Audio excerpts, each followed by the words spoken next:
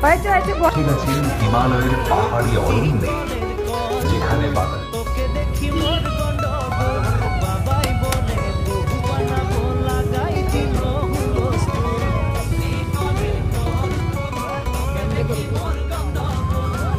বুদ্ধি ভাই কি করছো?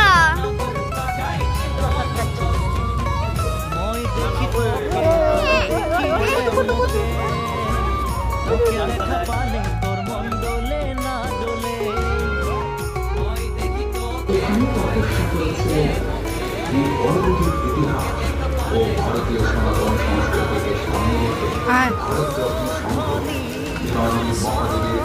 আসো তাহলে আর মাথার একটু দেখবো।